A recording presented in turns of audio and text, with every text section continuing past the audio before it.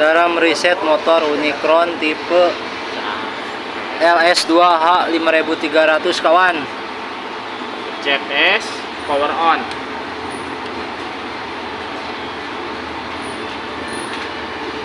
Keluar 92 pencet S. Pencet maju sendiri. Nomor nggak boleh jauh dari tuh, kurang 1 lebih 1 nggak apa-apa ya. Matikan lagi Ya.